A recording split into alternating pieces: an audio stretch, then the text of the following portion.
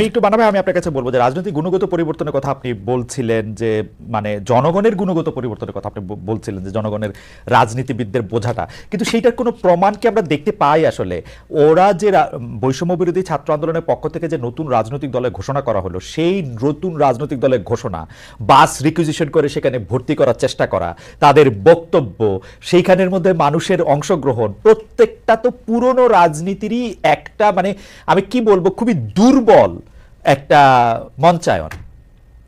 আমি সব মিলেই বলছি, মানে এইটা আমি এখন উদাহরণ হিসেবে বলিনি, কিন্তু এটা একটা প্রমাণ। ধরেন বিএনপির ব্যাপারে যেরকম বললাম, ঠিক একইভাবে বলি এই ছাত্রদের যে বিশাল ত্যাগ, আন্দোলন করবার ব্যাপারে তাদের যে বড় ভূমিকা, মানুষ কিন্তু তার প্রতি খুবই রেসপেক্টফুল, কিন্তু তারপর তারা এটা পছন্দ করে নেই। এইটা হয়তো সব মিলে 5টা বাসই এসছে, আমি জানি না ঠিক কতগুলো, কারণ পত্রিকায় 5টার কথাই আসছে, কিন্তু এটাও মানুষ সমালোচনার চোখে দেখেছে যে বিশাল আয়োজন, মানুষ তার ব্যাপারে প্রশ্ন করছে, অনেক টাকা তো রয়েছে, এই টাকা এরা কোথায় পেল? এটাও একটা চেতনার মান না, যে তারা যাকে সম্মান করে, এমনকি ভালোবাসে। আমি মানুষের জায়গা থেকে বিষয়টা বুঝতে চাইছিলাম যে এইখানে কি কারো স্বতঃস্ফূর্ত অংশগ্রহণের ব্যাপারে আমরা মুখে বলতেছি যে তাদের অনেক বড় ত্যাগ আসে, কিন্তু তারা যখন রাজনৈতিক দল করার ঘোষণা দিচ্ছে আমরা কি তাদেরকে সাপোর্ট করতেছি না? তো মানে আমরা যদি জনগণের জায়গা থেকে বলি, আমরা তো মজা দেখতেছি যে পারলে কর। না না না, এইটা আমি বলবো যে তার একটু নেগেটিভ হলো কেন, আন্দোলন করবার সময় এমনকি জীবনদানের সময় মানুষের যে স্বতঃস্ফূর্তটা দেখেছেন, এখন ওই যেদিন এটা ঘোষণা হলো সেদিন তো ওই রকম পার্টিসিপেশন হয়নি। লোক বেশ দেখা গেছে, কিন্তু সেটা অনেকখানি ম্যানিপুলেটেড, কিন্তু ওই রকম করে স্বতঃস্ফূর্ততা মানুষের মধ্যে নাই। তার মানে মানুষের চেতনার কথা আমি বলছি যে ওইটার মধ্যে কিন্তু আপনি ভালো দিকেই দেখছেন, কিন্তু অন্য যারা এইটাকে নিয়ে একটা রাজনীতি গড়ে তোলবার চেষ্টা করছেন, তাদের এই প্রক্রিয়ায় ভুল আছে। 2 নম্বর কথা, রাজনীতির ন্যারেটিভটা কি আসছে, সেই ন্যারেটিভ কি মানুষদের আকৃষ্ট করেছে? আমি এরকম দেখিনি। তাদের যে বক্তব্য।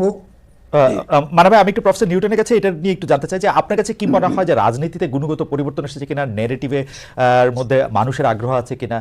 প্রফেসর নিউটন একটু যদি সংক্ষেপে আমাদের একটু আলোকপাত করতেন। আচ্ছা দেখেন, গুণগত পরিবর্তন এসে গেছে, ঘটে গেছে, এটা এরকম ডিসাইসিভলি কখনোই বলার প্রশ্ন না। এটা একটা দীর্ঘ প্রক্রিয়া হওয়ার কথা। কিন্তু আমরা শুধু গত 16 বছর না, আমরা গত 53 বছর ধরে, এমনকি তার আগে পাকিস্তান আমলের যে সুদীর্ঘ সময়, তার আগে যে ব্রিটিশ আমলের সুদীর্ঘ সময়, এই দীর্ঘ কাল ধরে আমরা কিন্তু ঠিক পথে ছিলাম না, আমরা কিন্তু ভালো পথে ছিলাম না। সেই জায়গাটা থেকে গুণগত পরিবর্তন এসে সেটা ঘটে যাবে, আমরা সুনির্দিষ্ট করে দেখে ফেলবো যে গুণগত পরিবর্তন ঘটে গেছে। এটা অত সহজ না, এটা একটা দীর্ঘমেয়াদী কাজ। আমার ধারণা যদি ইলেকশনের টার্মে বলি, তাহলে অনেকগুলো টার্ম ইলেকশন গেলে 10, 15, 20 বছর, 25 বছর আমরা যদি মিনিমাম একটা ভালো পদ্ধতিতে এগোতে পারি, মিনিমাম ভালো পদ্ধতি। আমি বলছি কি দেখেন, আমাদের রাষ্ট্র, মুঘল আমলে রাষ্ট্র থাকতো দিল্লিতে, আমার শহরে, আমার গ্রামে রাষ্ট্র এসে পৌঁছাতো না। এখন রাষ্ট্রের আধুনিক চেহারাটাই এমন দাঁড়িয়েছে যে আমাদের বেডরুমে বিভিন্নভাবে রাষ্ট্র উপস্থিত। কেমন এইখানে আমরা যে একটা জায়গায় একেবারে লকড হয়ে গিয়েছিলাম, আমার পয়েন্টটা এখানে, আমরা একদম বদ্ধ হয়ে গিয়েছিলাম, আমরা আর কোনো রকমের কোনো আলো দেখতে পাচ্ছিলাম না। দেখেন, আজকে আপনি যদি ফেসবুকের দিকে তাকান, আপনি যদি আজকে চায়ের দোকানের দিকে তাকান, মানুষ কিন্তু প্রাণ খুলে কথা বলছে, এবং ভালো কথা, খারাপ কথা, সব রকম কথা বলছে, এবং খুঁটি নাটি এমন কোনো বিষয় নাই যে বিষয় নিয়ে সমালোচনা বাদ যাচ্ছে।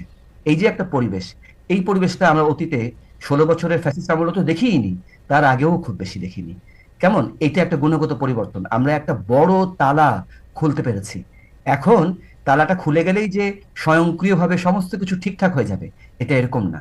আমাদের সমাজের ভাঁজে ভাঁজে, আমাদের সমস্ত প্রতিষ্ঠানের ভাঁজে ভাঁজে ঝামেলা লুকিয়ে আছে। এই যে মান্না ভাই পুলিশের কথা বললেন, দেখেন পুলিশ কিন্তু মানুষের চোখের দিকে চোখ তুলে তাকাতে পারে না, তারা একটা গণহত্যাকারী বাহিনী। কয়েকদিন আগেই তারা যে কারণেই হোক, যেভাবেই হোক, একটা বিপুল গণহত্যা তারা পরিচালনা করেছে। আমি জানি না এই পুলিশ বাহিনীকে দিয়ে কতটুকু আদৌ সম্ভব কিনা।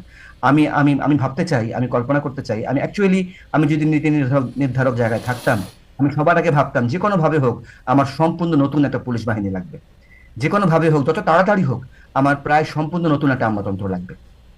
ওকে, আপনি সম্পূর্ণ পুলিশ বাহিনী বা সম্পূর্ণ আমলাতন্ত্রের কথা বলছেন, ভাবছেন এর আগেও আমরা এরকম কথা শুনেছি, আপনার কাছেও শুনেছি, তারপরে আরো যারা বলতেছে, কিন্তু সেটা আসলে কতটা বাস্তব হতো, সম্মত হতো, সেটা নিশ্চয়ই সরকার ভেবে দেখছেন বা ভেবে দেখবেন।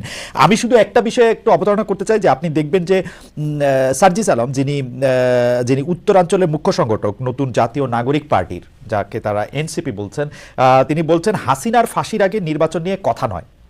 এটা উনার মানে এই কথা দিয়েই কিন্তু বোঝা যাচ্ছে যে তারা চান যে নির্বাচনটা পরে হোক। আবার আমরা নাহিদ ইসলামকে বলতে শুনছি যে গণপরিষদ নির্বাচন এবং এটা পাশাপাশি বলতে হয়।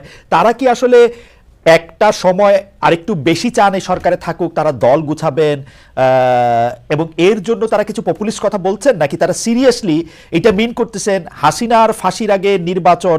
মানে আমি তাকে কোট করি, জনাব সার্জিস আলম বলছেন নির্বাচনের আগে খুনি হাসিনাকে বাংলাদেশে নিয়ে এসে ফাঁসির মঞ্চে নিতে হবে। যতদিন না আমরা খুনি হাসিনাকে ওই ফাঁসির মঞ্চে না দেখছি, বাংলাদেশে কেউ যেন ভুলক্রমে এই নির্বাচনের কথা না বলে। মানে দুইটার মধ্যে ইয়াটা আমি ঠিক বুঝতে পারছি না। আপনি যদি একটু প্রাথমিকভাবে বলেন, আমি একই প্রশ্ন নিয়ে মান্না ভাইয়ের কাছেও যেতে চাই। প্রশ্ন নিয়তন। আচ্ছা খালিদ, সার্জিস আলমের কথা আমি একভাবে বিবেচনা করব, হ্যাঁ, আর নাহিদ ইসলামের কথা একভাবে বিবেচনা করব, আর সরকারের যারা পরিচালনার দায়িত্বে আছেন এই মুহূর্তে উচ্চতর পর্যায়ে আছেন তাদের কথাকে আরেকভাবে বিবেচনা করব। আচ্ছা, রাজনৈতিক দল যখন জনসমাবেশে একটা বক্তৃতা করে তখন সেখানে অনেক রকমের বিষয় আসে। আমি বারবার করে বলবো, দেখেন আমরা কিন্তু এমন একটা পলিটিক্যাল কালচারের মধ্যে আছি, দীর্ঘকাল ধরে আমরা চট করে রাতারাতি সেই পলিটিক্যাল কালচার পার হয়ে চলে যেতে পারবো না, অনেক কিছু রেস থেকে যাবে। কিন্তু আমি ঝোঁকটা দেখতে চাই যে ওভারঅল ঝোঁকটা কেমন, ওভারঅল ঝোঁকটার মধ্যে কি বের হয়ে আসার, পার হয়ে যাওয়ার, সামনে যাওয়ার প্রবণতা আছে কিনা একটু। আপনি একদম পরিষ্কার করেছেন। আমি একটু যেন মাহমুদুর রহমান মান্নার কাছে বলতে চাই যে উনি রাজনৈতিক দল এবং সরকারের মধ্যে আলাদা করতে থাকতে চান, এবং এই যে হাসিনার ফাঁসি আগে নির্বাচন নিয়ে কথাই নয়, এইটা নিয়ে আপনার মতামত একটু জানতে চাইবো জনাব মাহমুদুর রহমান মান্না। মানে যদিও উনি ধরেন সরকারের দুটো স্তর আলাদা আলাদা করে দেখিয়েছেন, তারপরে আমি বলি যে দুটো স্তরই যদি আপনি দেখেন, তারপরেও যেই কাজটা মনে করছেন যে সময় লাগবে, সার্জিস আলমের অনেকটা ডেমাগগের মতো, মাঠের বক্তাদের মতো করে মানুষকে একটু ইনভাইট করার জন্য বা পক্ষে আনবার জন্য ওইভাবে বলছেন, আমি ওনার কথার মানে যদি তাই ধরি। আর তার এগেনস্টে দেখেন প্রফেসর ইউনূস, উনি খুবই ক্যাটেগরিক্যালি বলছেন যে উনি মানুষের উপরে লাঠিচার্জ করতে চান না, জেলে দিতে চান না, গুলি করতে চান না, তারা কথা বলুক, মন করে কথা বলুক, কথা বলার জন্য কোনো রকম শাস্তি হবে না। খেয়াল করবেন ডক্টর ইউনূসের এই কথা কিন্তু এক ধরনের ভাবে যদি দেখেন, তার একটা যুগান্তকারী ব্যাপার। একটা সময় অতিক্রম করে যেখানে মানুষের কণ্ঠ রুদ্ধ করার ব্যাপারটাই প্রধান ছিল, সেখানে তিনি সম্পূর্ণ অর্গল খুলে দিয়ে বলেছেন ইউ স্পিক, কোনো অসুবিধা নেই তোমাদের। তার এগেস্টে মনে করেন সার্জিসই হোক কিংবা নার্স কি বলে আপনার ওদের নাহিদ হোক অথবা অন্য যেই হোক, তারা কি এরকম করে বলতে পারতেন না? তারা তো এর আগে বিতর্কটা শুনেছেন। চাইলেই আপনি শেখ হাসিনার ফাঁসি আদিষ্ট করতে পারবেন, আদেশ করতে পারবেন না, এটা বিচার বিভাগ বলবে। তারপরে কথা হচ্ছে কতদিনের মধ্যে করবে সেটাও ঠিক করতে পারবেন না। তাহলে আপনি কিরকম করে নির্বাচনী প্রক্রিয়া থেকে ওর সাথে এইভাবে বেঁধে দিতে পারেন? আপনি সেটা বরঞ্চ বলতে পারতেন আরো সহজ করে মানুষকে বোঝাবার জন্য যে এদের শাস্তি হতে হবে এবং সেই শাস্তি ছাড়া এই দেশে গণতন্ত্র হবে না। কথা তো অনেকভাবে বলা যায়, কিন্তু উনি যেরকম করে বললেন, যদি আপনি এটা লিটারালি নেন, উনি যেরকম করে বলেছেন সেরকম করে নেন, তাহলে সেইভাবে করা যাবে কি? কতদিনে করা যাবে?